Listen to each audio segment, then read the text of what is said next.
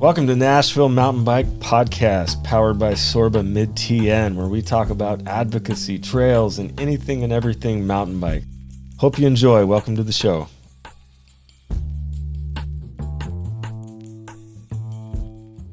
All right, what's up, gentlemen? You guys doing all right this morning? Doing fantastic. Nice drive in. Yeah, appreciate you guys coming down and dealing with I was up all night last night with the girls, watching Danielle Breezy give the weather forecast. How about you? I was just laying in bed looking at my phone, and my two older children are running around like worried, and I'm like, if the house starts shaking, then I'll get up and do something. But I'm tired. I'm like, let the storm take me. I don't know if you guys know this, but my wife is an amateur assistant to every meteorologist in town, and she loves them all. And she gets wired when the weather comes in, so we have to play the games. So yeah, we definitely get some weather here in Middle Tennessee. Well, thank you guys again for coming in today. Today I've got my do-it-all co-host Shawn Hill. Shawn, say hello. Hello. David Hardin is in the house today. Yeah. What's up, man? It's good to be here. Yeah, thanks for coming down again. Nice drive in. A little rainy this morning. Yeah. Got behind some poor guy that was front tire was blown off his rim. And I saw him. Did you saw him? I saw him. Yeah, it's like, man, I'm having a better day than he is. And he passed like 10 tire shops to get to where he was at. I was like, come on, man. Yeah. Jeez. Yeah. Bless his heart. Yeah. Well, right on. Okay. Well, this will be our third episode of our Nashville Mountain Bike Podcast, anything and everything mountain bikes in and around Middle Tennessee. So far, we've covered topics of SORBA in general. We've had on some trail builders from Murfreesboro area that worked on Barfield, which was a super interesting conversation. Go back and check that out if you're interested. But today, we're doing the expose on Mr. David Hardin. David, you've been around for a long time, man. I'm not calling you old, by the way. I'm just saying. 56. 56. Inspiration. Started when I was 20. Have you been in Middle Tennessee your whole life? Yes. Born and raised? Third generation, Really? Sumner County. Wow. Yeah, I'm a local boy. So what got you into bikes, man? Oh, geez. The first thing was, a magazine being passed around the I think it was maybe third or fourth grade, BMX Action magazine. I saw a guy doing a tabletop, and it's like, man, that looks like fun. I got to do that. It's a little bit Bruce Lee / Roger DeCoster from motocross, and I was pretty inspired by that picture. And so Mom got me a bike for Christmas at the bike shop, and I wanted to learn that tabletop. So I started working on that tabletop, and I bent my cranks and my rims and my handlebars. And so I went into the bike shop in spring and said, hey, I need to get this fixed. I want some new wheels. That's too expensive. And the guy in the store said, hey, you look like you might be a rider. Let's just come out to Dixieland, check out Dixieland, the BMX track. And so I said, okay, I'll go out there. So I met him at the track. It was Randy Smithson. He was a pro, and his bike and on the track. I remember pulling into the track, and you come out of the woods and you look over there and you can see the trail, the BMX track. And first straightaway, they had music blaring. There was probably 150, 200 kids, and there's a big tabletop jump in the first straight. And I thought, oh man, this has got me written all over it. So had me at hello, and really hadn't turned back since. Did you hit it? Did you clean it? Oh yeah. I eventually, I had some good times out of Dixieland. Awesome. And at 56 years old, you're still clearing tabletops. Oh, well, that was when I was 12. Yeah, so, that's what I'm saying. Oh, yeah. I was telling my are. mom yesterday, I was like, all right, I'm second on the leaderboard, all time on Showtime right now. And I said, I'm hitting 6-foot high tabletops at 35 miles an hour. I was like, she said, well, you need to be careful. And I'm like, I feel pretty good. I'm feeling good. So This is your mom when you were 12? no, this was my mom last night. This was my mom last night. I'm talking to her. She's like, you need to be careful. And I'm like, well, I'm staying in my margin. That's awesome. I guess every mom tells her son that, right? Yeah. Every mom and wife. I hope my mom tells me that when I'm 56. I hope I'm still doing things like that when I'm 56. But so go back. You were BMX rider. Did you race when you were young? Oh yeah. I raced locals and as a beginner novice, and then I started racing state series as an expert. Then, became state champion, as an expert. And then I did play around with nationals, and I think my second or third year in nationals.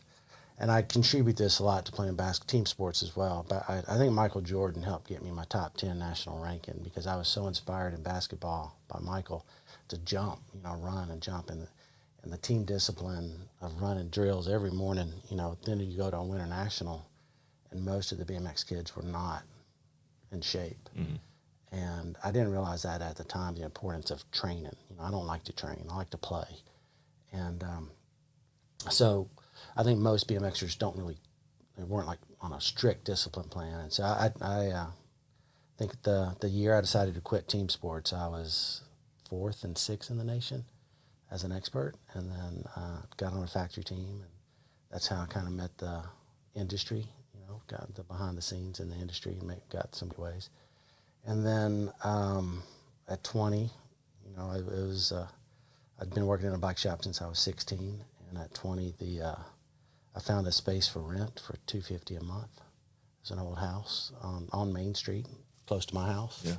So I can rent that, and GT was a big time BMX supporter, and a couple of girls that I'd raced with had gone to work in the office at GT, and so they hooked me up, and I got hooked up with a line of credit with GT bikes, and 15 BMX bikes and 15 mountain bikes in 1989. Really?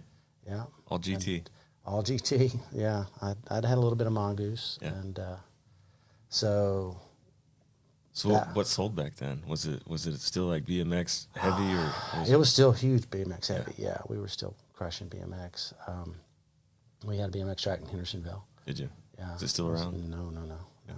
But we're rebuilding a pump track there, so Yeah, that's right where on. we're getting that to happen this year. So, so GT came out with a handbook. There's a race handbook that said how to put on a mountain bike race, and I think also in '89, Ned Overend won the World Championships in Durango that year. So mountain biking was starting to boom. And a lot of us BMXers, because pro purses, and we're going. I was racing pro at that time, and I was, you get second or third at a national, and you might make $300 or $500. It's enough for your rent.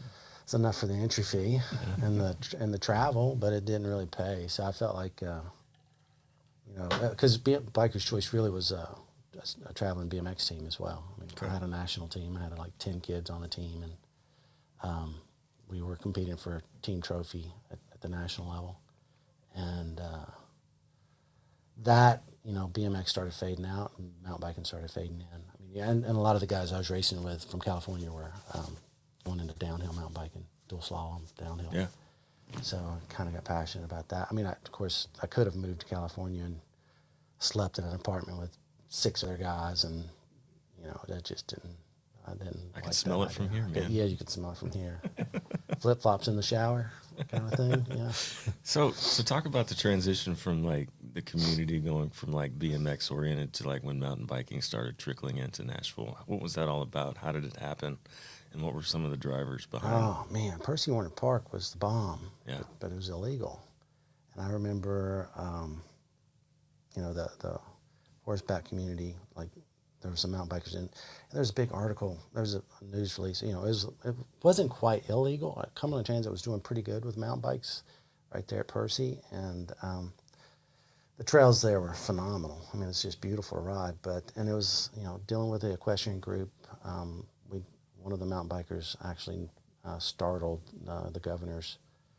I think it was the governor's kid on the horse. Really? And it was a big stink, and then the news got on there, and I remember a mountain biker, well, we're just going to ride anyways, and I was like, oh, you can't do that, man. I mean, you can't just be a rebel. I mean, we were a little bit of a rebel. And so we were, Percy was a place we were wanting to ride. We wanted to ride Cedar Hill. We were riding Cedar Hill. Really? We had one of my BMX dads, one of my main competitors, Shane Claude, he lived over in Belshire off of Cedar Hill, and his dad was a motocross rider, and he was cutting trails at Cedar Hill in '89. And so we were having Wednesday night rides back there. And we were hunting anywhere to ride a bike. I mean, anywhere to ride a mountain bike. But that was, back then, it was not public property. It was privately owned. So we we started with the club that we started in the store.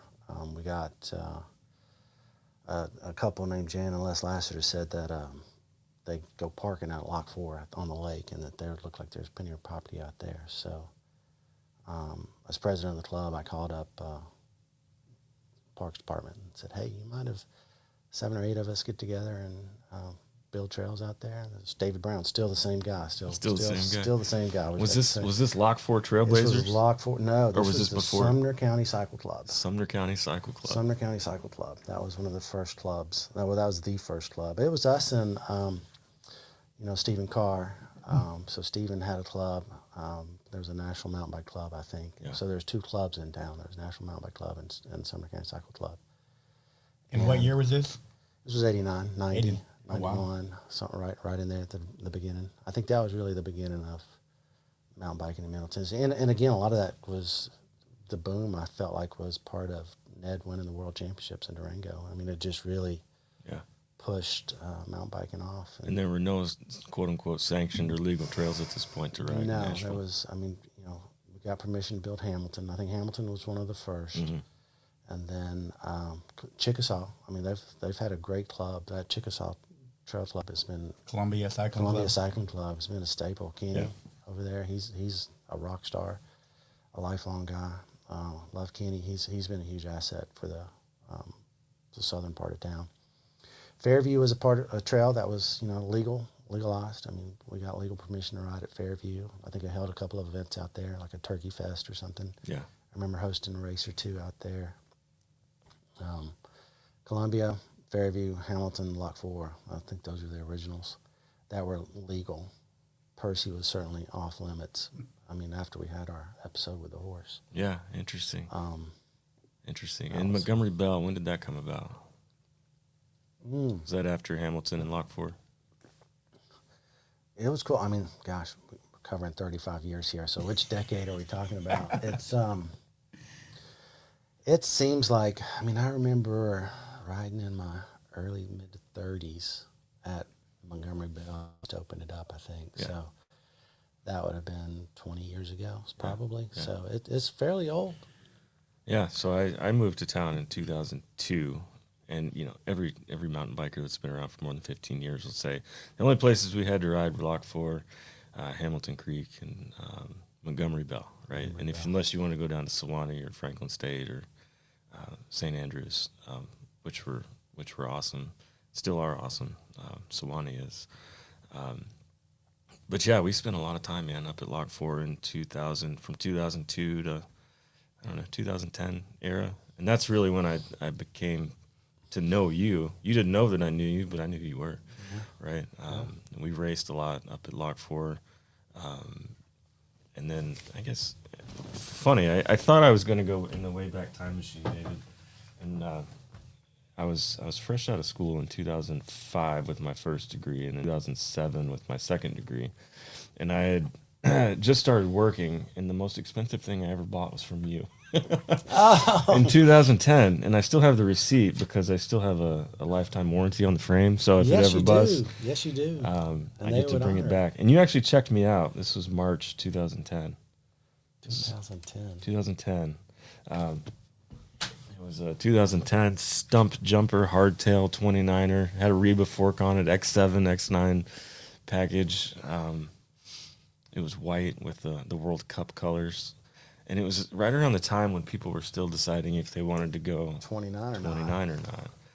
And anyway, I had a lot of guilt about this bike because I just had a young daughter and, trying to, especially a new job, a young daughter at home, and trying to spend that money on something as selfish as riding bikes. But I did it, and that bike has been my favorite bike. I still have it. And like I said, I hope I don't have to come back to you with that receipt and warranty the frame. Because actually, you do. I do? Yeah. Okay. Because I'm going to get that that's laminated. That's kind of like the sweet deal about getting a new bike. Yeah, don't lose that. I mean, it's nice to, that's kind of what you hope for. Is if I can get a crack in my seat stay or a crack in my top tube, I get a new bike. I mean, because that's a win. That's a big W if you can get but under, normal riding conditions. Yeah.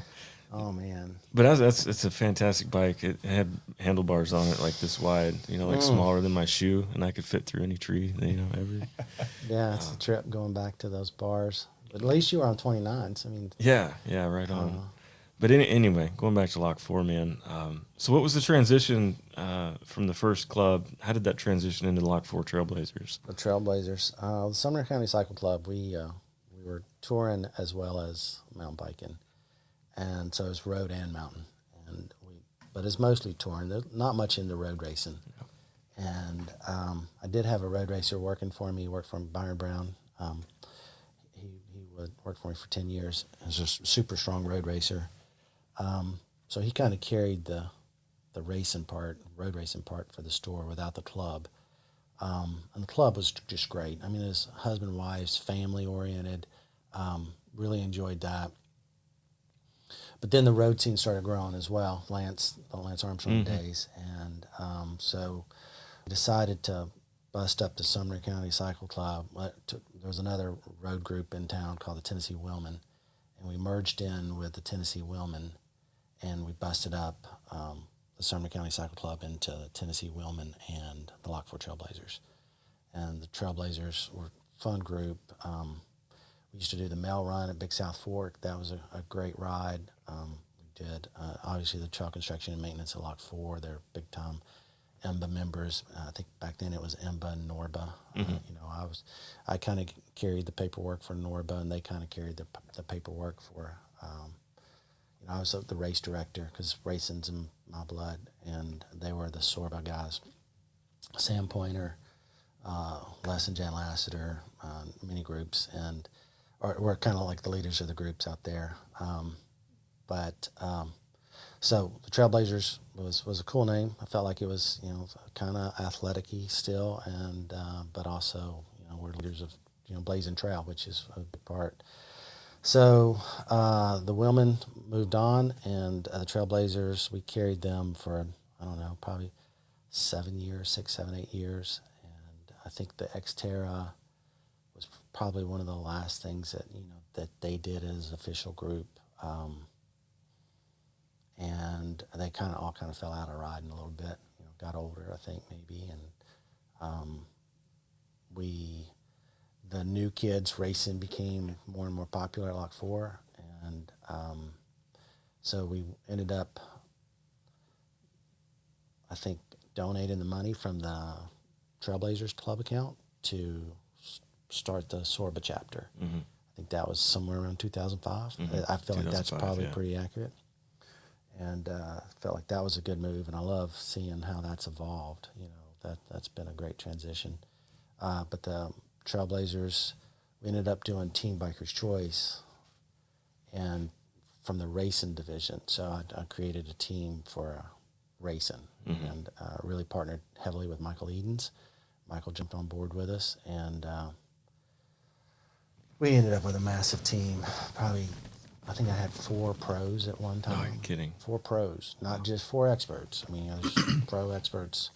We had a pretty powerhouse team. It was too much. It was 20 guys, and that's just, you got 20 expert level mountain bikers coming in and out of the store, and it's like, how can I run my business? I mean, I'm not running and of course the business was still doing really well. So it was hard to, a team of that magnitude with, so eventually that kind of faded out. I had to cut that back, which was great. I mean, there's a lot of experience, and, it was certainly, I remember Craig coaching me up on dropper seat posts. I mean, this was... Craig Evans? Yeah, it's Craig Evans. This was like 10 or 12 years ago. So what do you think about these dropper seat posts? It's like, I don't know, man. I see a maintenance nightmare. I mean, I just see, bushings just getting trashed because all your body weight's on it. Just, it's like, and being the guy that's got a, honor warranty and maintenance, and it's like, this just seems like a maintenance nightmare.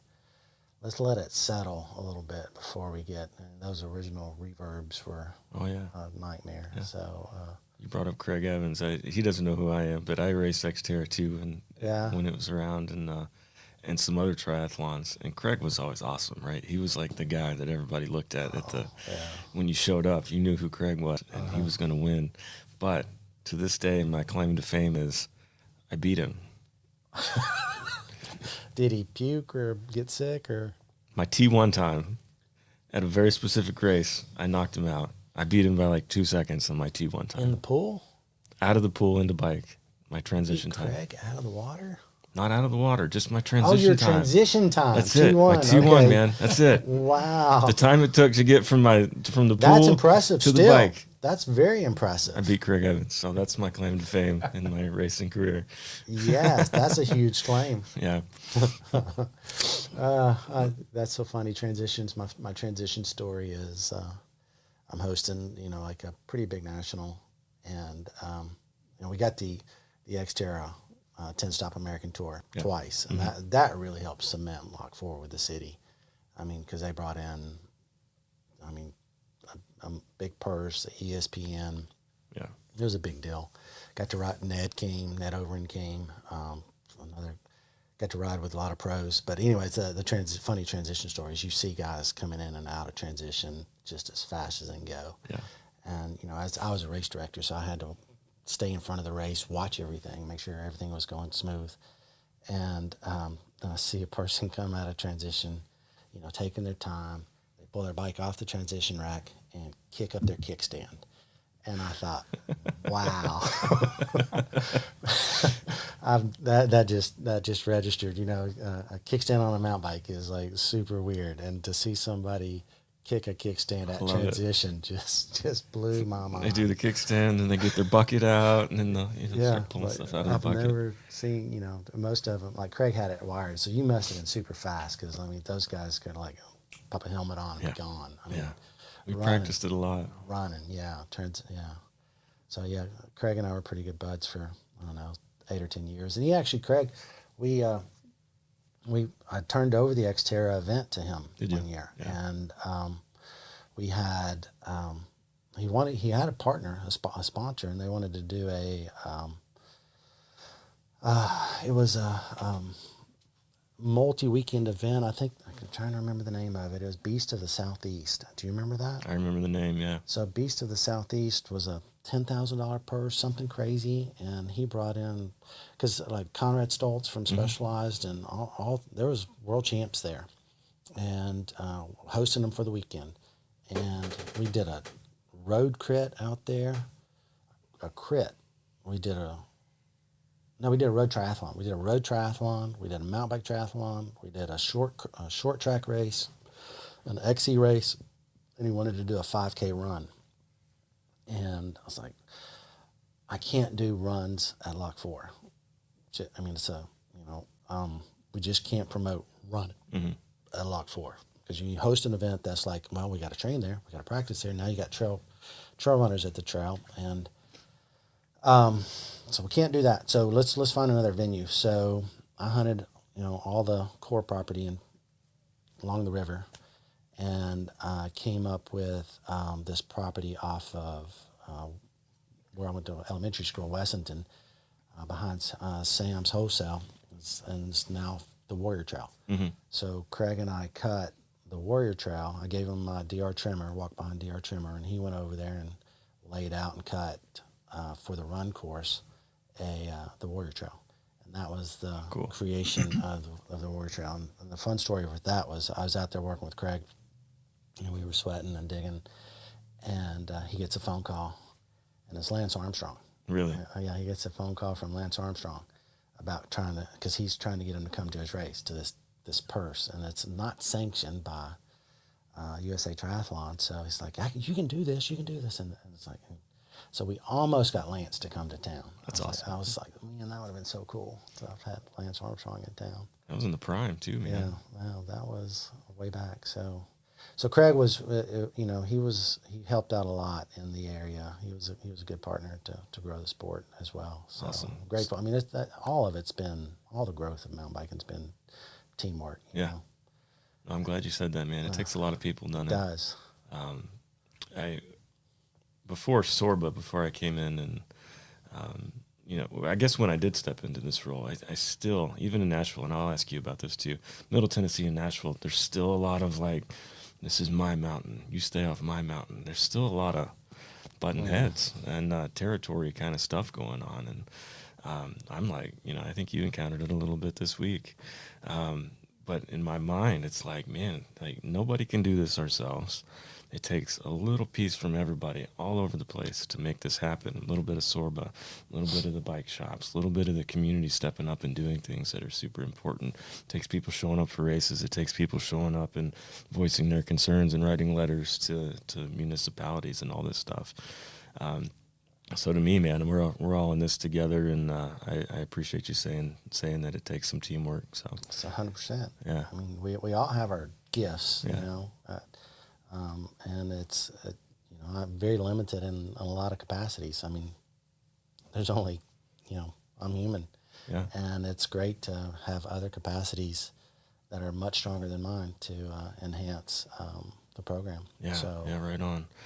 I see it all the time. Take me back, man. Take me back with David Brown and like how you not acquired the property at Lock 4, but did you just kind of like inherit it and sneak onto it and start building trails? Or was there ever official agreements in place where David was like, yeah, go ahead and do that? No, I mean, David, you know, being a I don't want to get David in trouble by the no, way. I don't. You can't. I mean, he's ready to retire. I mean, I love David, and he's been a great partner. But it's you know, I think the fact that, you know, the events, you know, really help anchor the park. Yeah.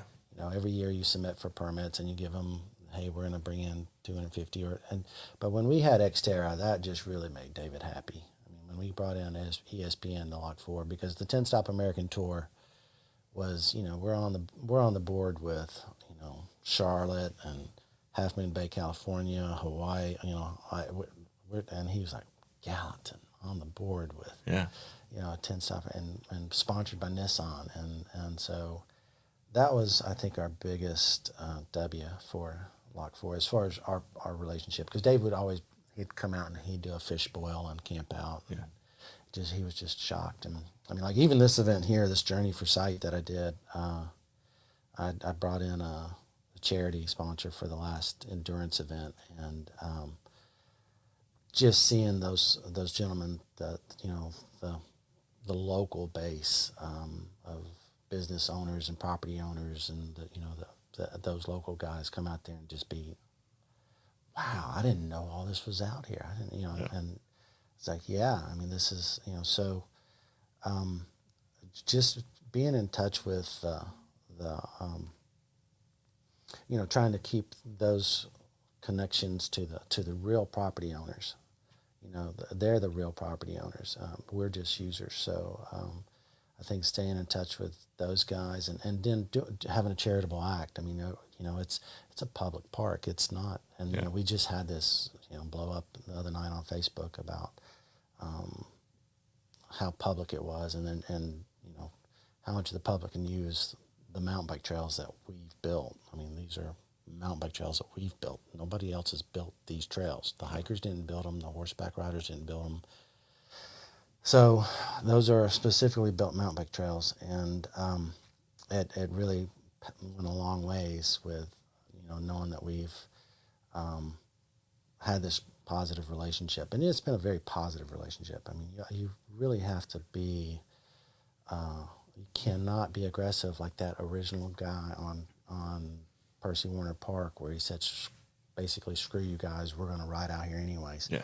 You can't have that mentality. Yeah. I mean, you've got to have a very open-minded, and which is just like, and I think you learn this in the woods. I mean, you're a vulnerable person out there. I mean, Very. we are vulnerable. I mean, you can't be, oh, you know, this is mine. No, it's not. It can get taken away Yeah. in a heartbeat. So, but David's been the anchor. You know, I'm tight with the mayors. You know, I do think the bike shop has a lot to do with it too, because I see these. You know, I'm an open door 24/7, kind of like anytime there's a question or problem, just go down and see David. He's there. Yeah. You know, I'm always available for city leaders, city officials. I get phone calls all the time. we did a video for the Department of Economics and Growth in Gallatin, and they used it. They call the store, and we go out there and shoot us riding, and they, they brought Meta to town. They've brought a gun company to town. They like to promote corporate business coming Sure. to town, and the big video they made with their restaurants and their parks, and the lead out on the parks was Lock 4. Yeah. That was their number one, because it's different. Not many places have a mountain bike park. And I think corporate businesses, like when you've got your young up and coming guy and he wants to work hard and play hard. I mean, this is a great place for him to go play hard, is at the mountain bike trail. Yeah. So I think it's good for the city. They see that and they appreciate it. Yeah, I was just personal story. I use our city's greenway. I'm in Smyrna and have access right out my front door to greenway access. It's not a mountain bike trail, but it's access to a means to go be active and whatever.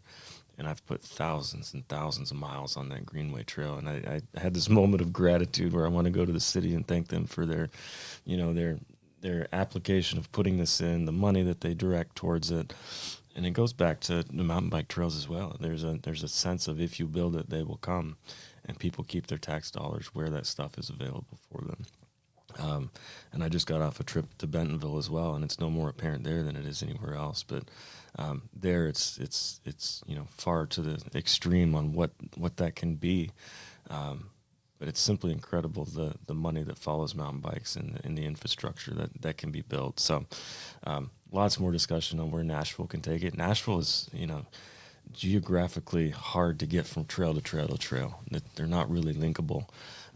And it's not a problem. It creates an opportunity for a neat solution there. But bringing all that stuff together to where you can make a tight knit community where we all kind of work together instead of on our own little mountains doing our things is an interesting thing that we're trying to think about and approach maybe differently in the past. But anyway, I'd say all that let me go back to the events out there and how important they are to you, David.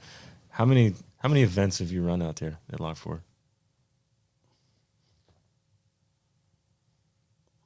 Want us to pick a decade first? I don't know. If you do 2 a year times 30, Yeah, it's probably 60. it's a lot. Yeah, probably 60, give or take.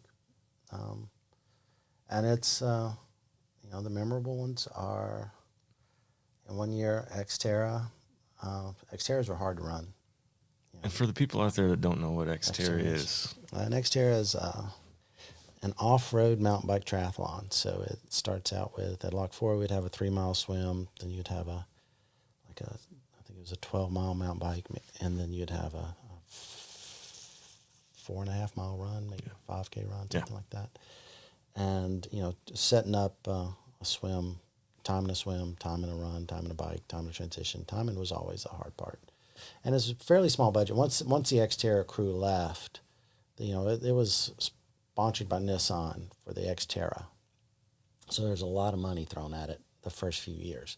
But it's a very small niche. I mean, it was not a big niche of mountain bikers that want to run. I mean, and or swim. Or swim. I mean, we like to go fast, and you don't go fast in the water, not that fast. I mean, efficiency is one thing, but it was a fairly small niche, and but one of my favorite events with Xterra was where I'm standing there, and you get to meet so many people. So Ken Widener with the Sumner County Emergency Management Team helped me out many years, and he was great. And it's nice to have him as a back pocket friend now. Mm-hmm.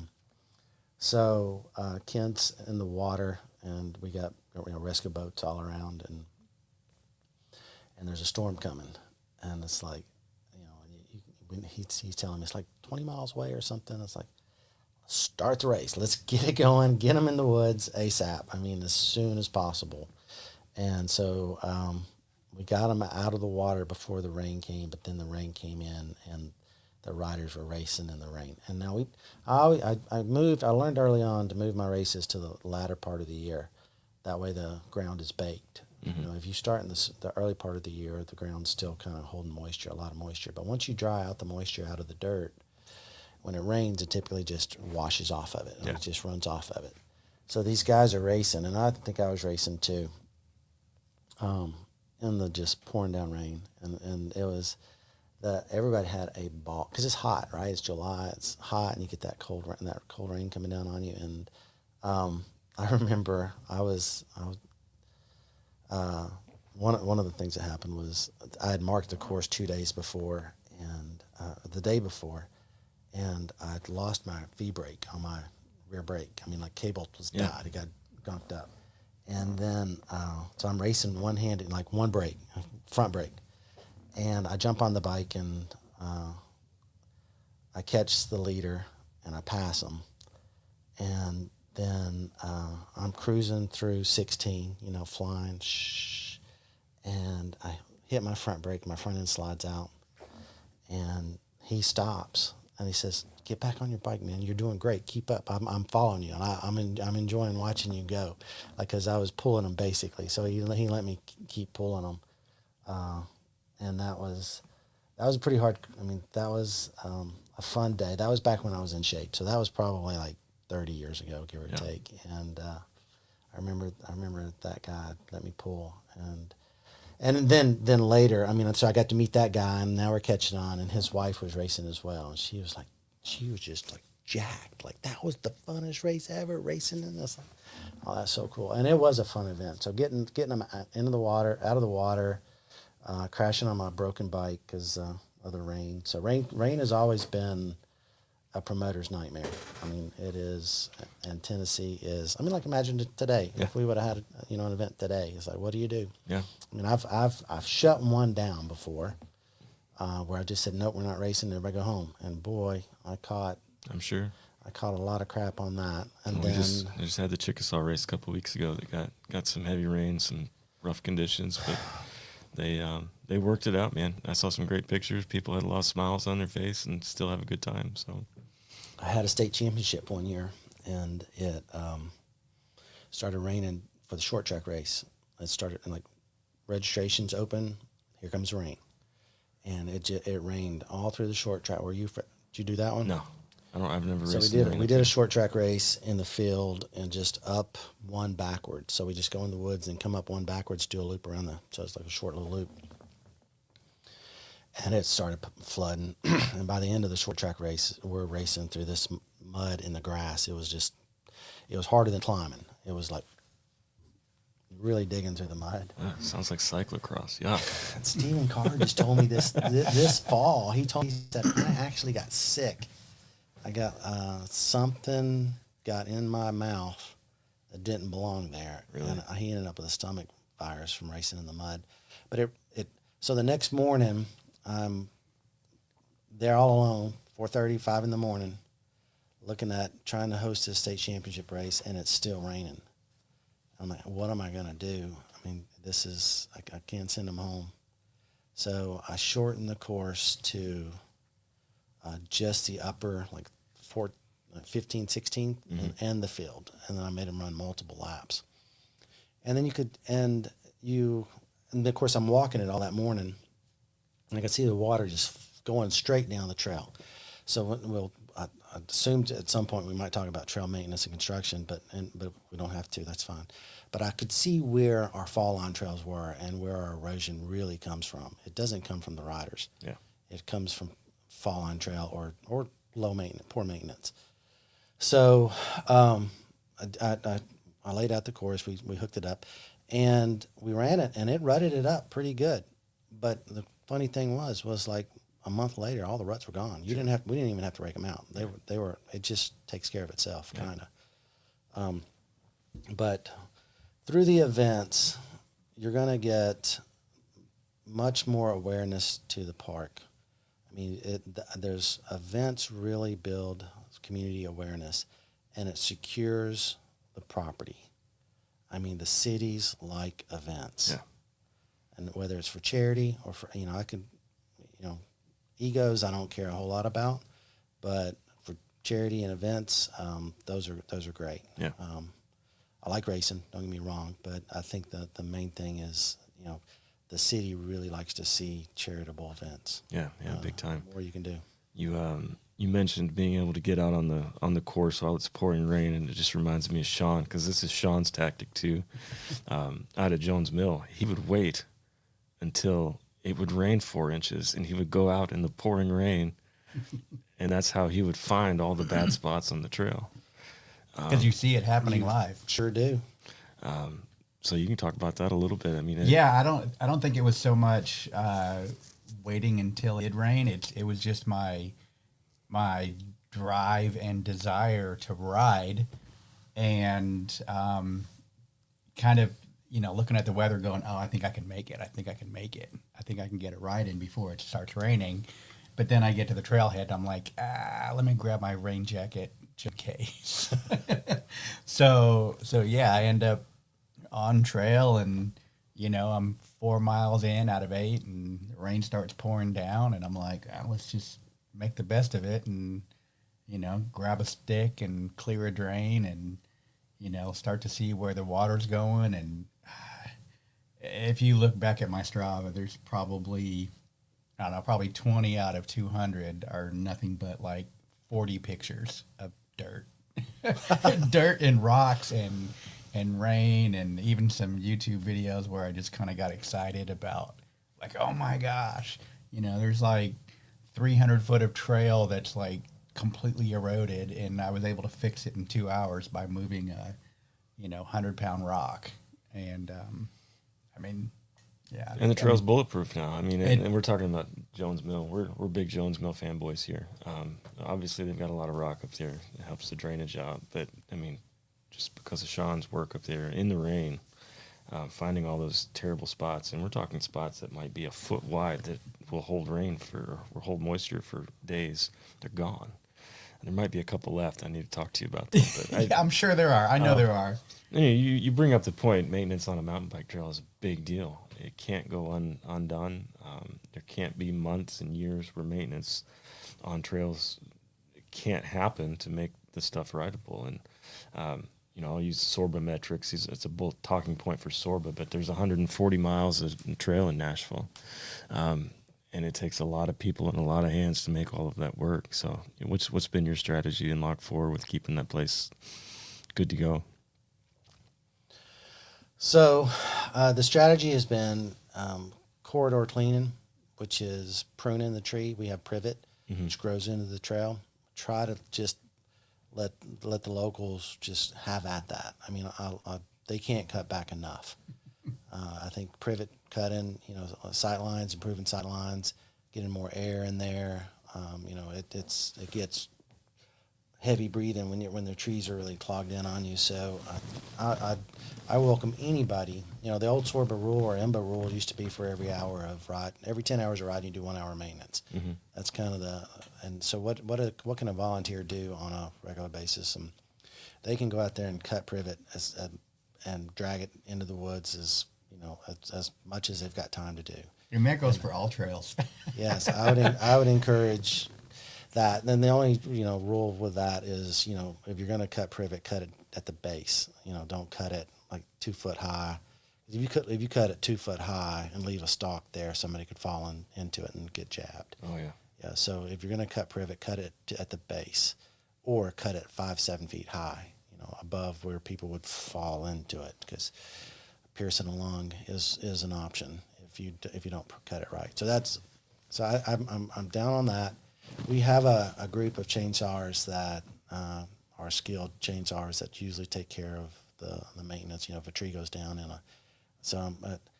some cities are real particular about that.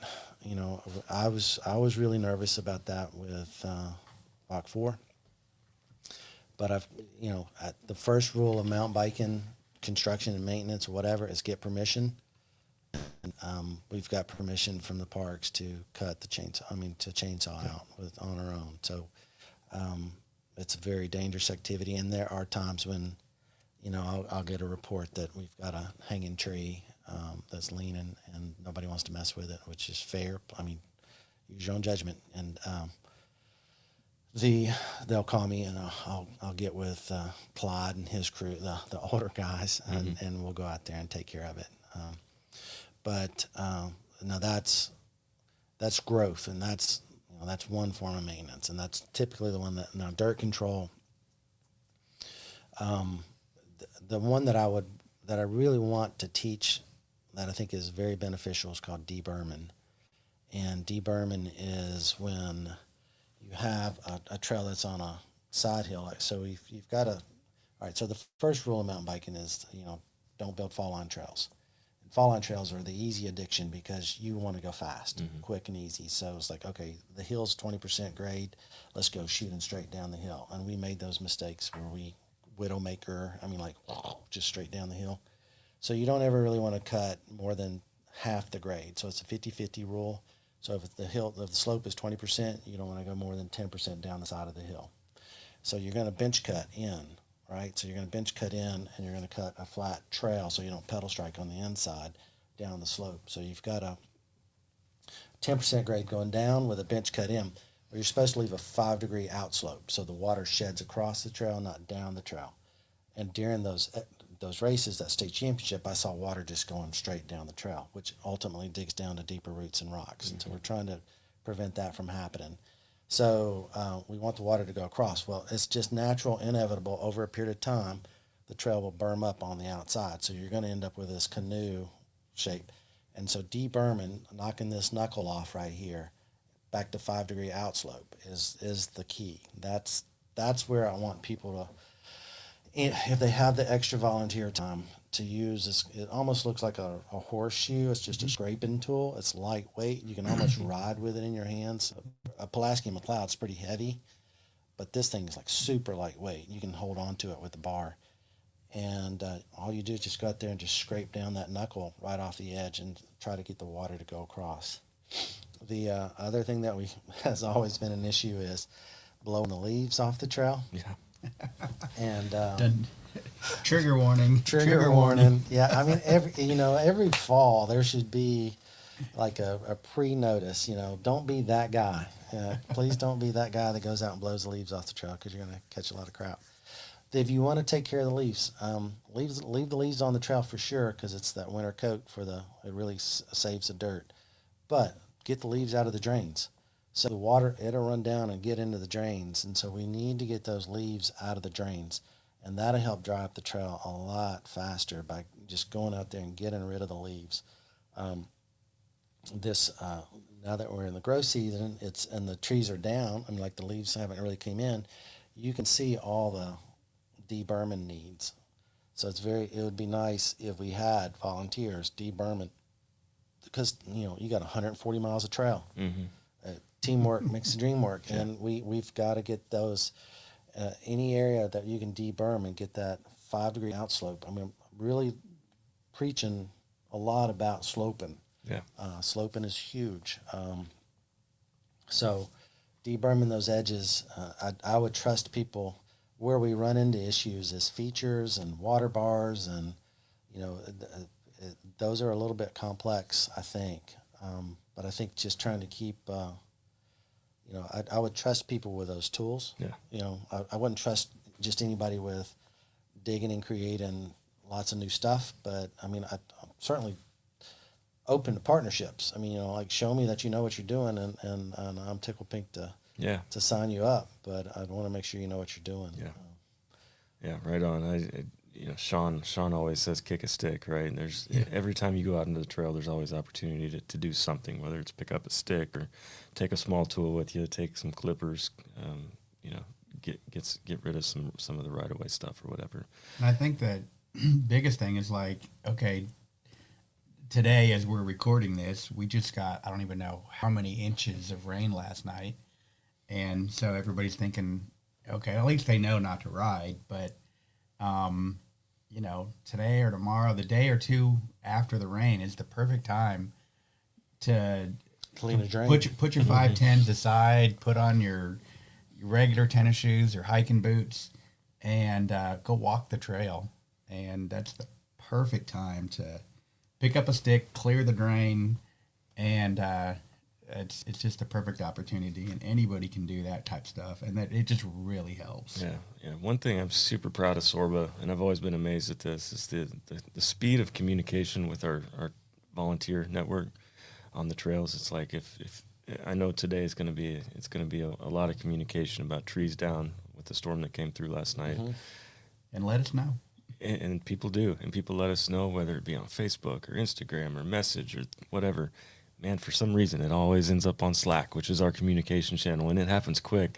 And it's really cool to see the volunteers get out there. Sometimes like a tree can be noticed and logged and it's gone within an hour. Those guys love to be out on the trails, and they love to be out there fixing stuff. So send us in the concerns, let us know where those trees are, and I won't guarantee it, but as a matter of fact, there's a lot of people out there that are, ready to get out there on the trails and make it happen. So, Yeah, and there's even some that, you see posted on Facebook, and, I start looking at it and trying to see who can take care of it. And then next thing I know, like, a week or two ago at Percy, there were some trees down and somebody went out and cleared them.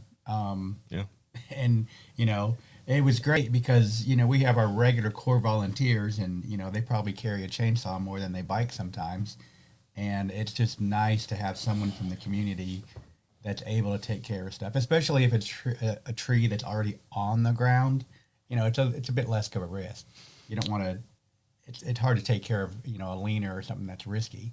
But if it's on the ground and you can hike in with a bow, whatever you're comfortable with, and take some of the burden off of our regular guys, I know they all really appreciate the help. yeah.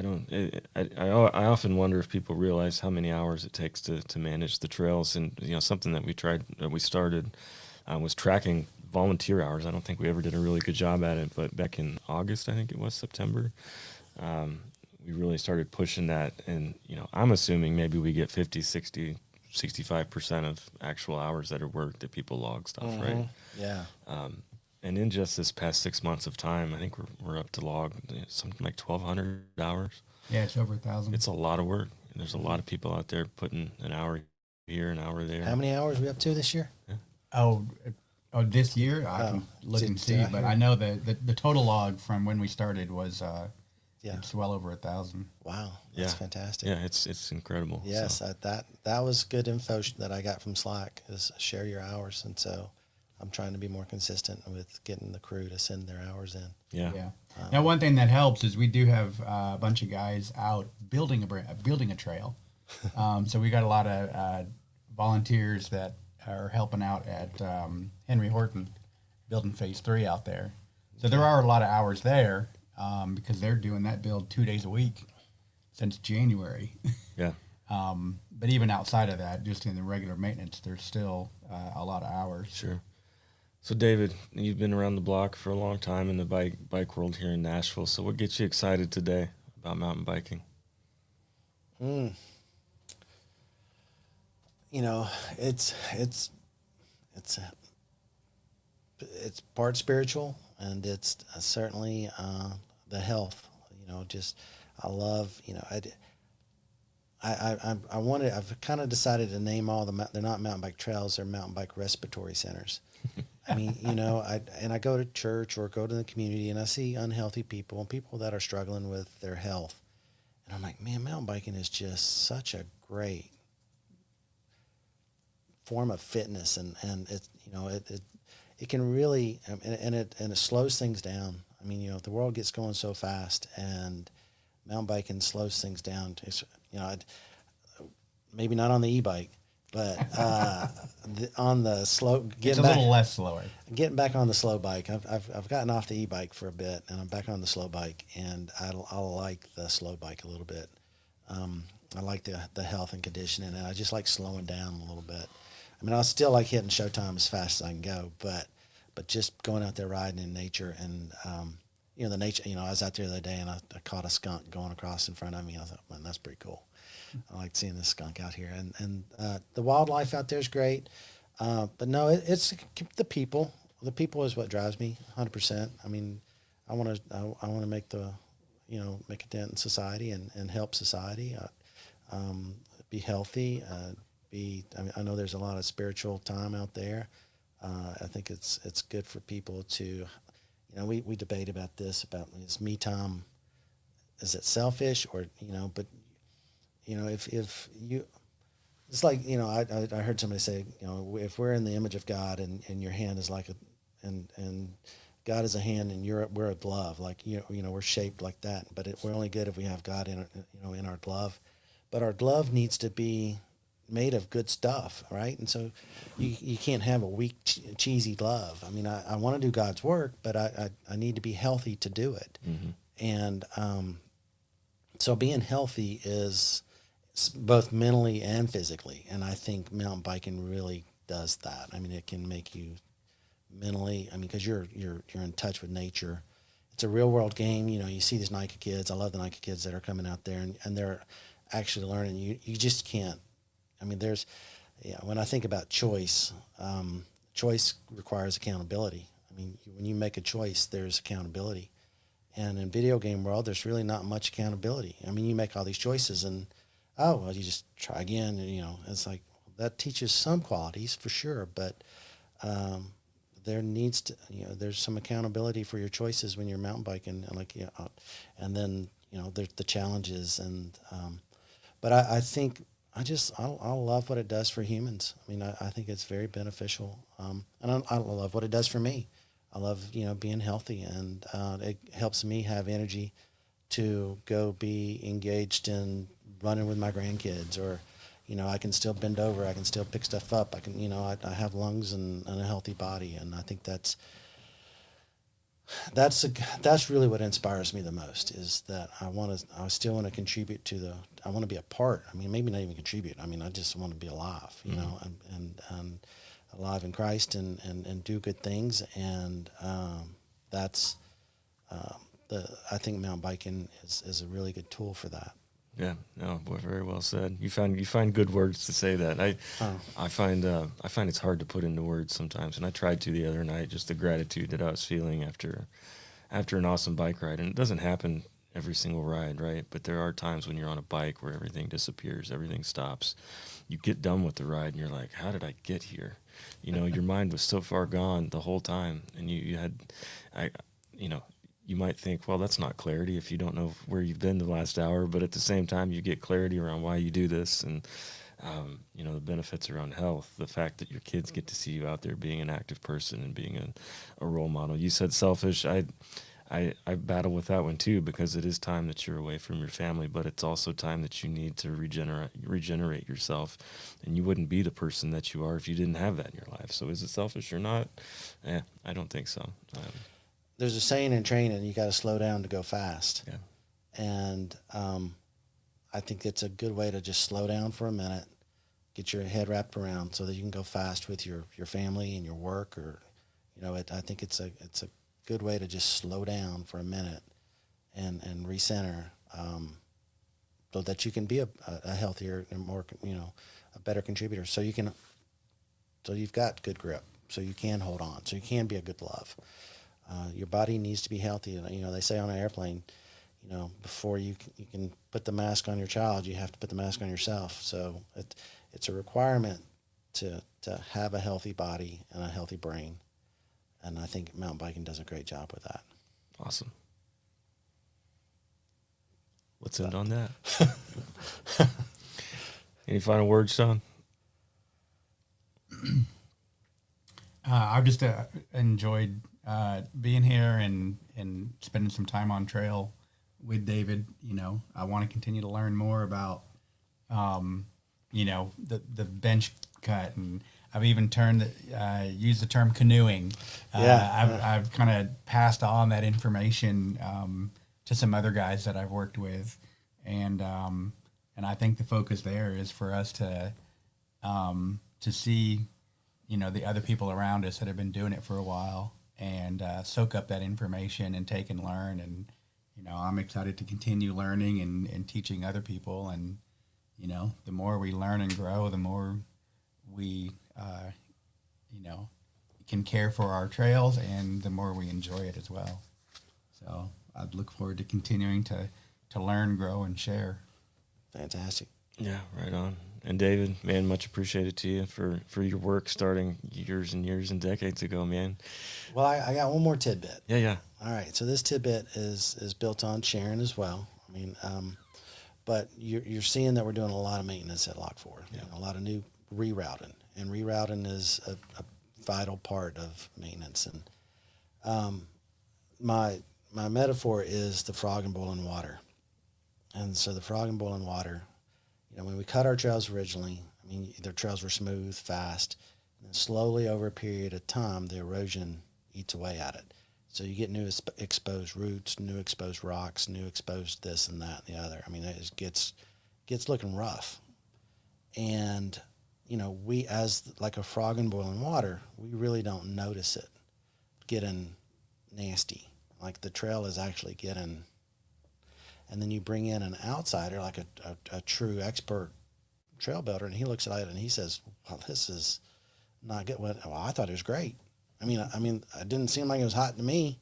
I'm very comfortable. So we end up now, the flip side is that expert brings in a different perspective, but the newbies that want to go out there, that want to learn and grow,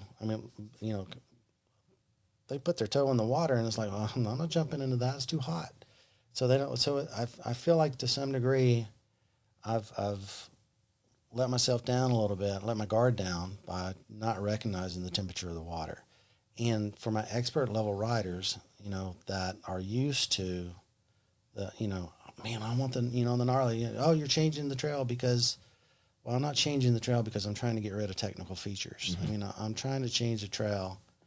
And I want them to see that too, that hey, there are some stuff that's poor maintenance, poor construction. The water's gotten too hot, and we're trying to correct it. It's not that we're trying to pave the trail and make it, a beginner trail. My goal is to make Lock 4 an Olympic venue. I want it to have, features that match the Olympics and technical, and but it doesn't need to be poor maintenance features. It needs to be, nice features, not just worn out erosion. Because, and I noticed that I took my daughter out there riding. She's had 2 children, right? So she, and I see her get off to walk certain sections, and I always encourage people to walk. When in doubt, chicken out. You should never, because again, there's no just reset. I just cracked my collarbone. Mm-hmm. That's not good. That's so. When in doubt, chicken out. And I saw her doing that in places where I was like, man, why is she like chickening out here? It's like, this is not cool. This should be like, so we take things for granted that, and we need to make sure that our trails are balanced and watched, and that frog and boiling water mentality, I think is something that any expert level rider should be mindful of. Yeah. Experienced rider. Because when they say they want to own the trail, and then they get extremely opinionated about change, and I welcome opinions, I really do, and a lot of the best work at Lock 4 was done by not me, or was done by somebody with a great idea, and I love that. However, there's changes that are going to need to be made and are being made, and I hope that people understand that it's not trying to mellow the trail out. It's being we're trying to make it more to code by the Bible that SORBA represents, which is the IMBA, the God. So we're just trying to do the work from the Bible of IMBA. So I'm excited about the future of Lock 4. I'm excited about the future of the kids, the NICA kids, and the programs that we've got going on out there. And I'm excited about future developments with all the new green space that is available with the developments that the housing communities create. They usually take half the property and make homes on it and put green space on the other half. And I'd love the idea of pocket parks like Bentonville all around town. Yeah. I would welcome anybody to get information from SORBA, and use that Bible that SORBA represents. And that's what I think that's what we all share together, is that how to successfully create sustainable trails for the public to use. So I'm grateful to you guys, and so I actually brought you some gifts. I brought you some hats, some Biker's Choice hats. Biker's Choice is. Thank you, David. That's awesome. Thank you. I need a new hat. It's not just a store. It's, and part of the what I was saying about accountability is, as a retailer, I do feel accountable for. when I sell somebody a bike, I want them to be able to use it, and I do feel like there's some accountability that goes with it. And so choices, I appreciate y'all's choice to support mountain biking in the area. Yeah, it's a big deal. It takes all of us. And again, appreciate everything you've done for the community, man. You're a big deal. And just a cog in the wheel. Cog in the wheel. Well, thank you guys. Thanks for listening today. I hope you enjoyed the podcast. Shawn, David, we'll talk soon. All right. Thank you so much. Appreciate it. Yep. Thanks for listening to the Nashville Mountain Bike Podcast, powered by SORBA Mid-TN. To learn more, visit sorbamidtn.org and follow us on the socials for the most up-to-date information. As always, like, follow, share, and give us a 5-star review if you enjoyed listening today. Thanks for being a part. See you on the trails.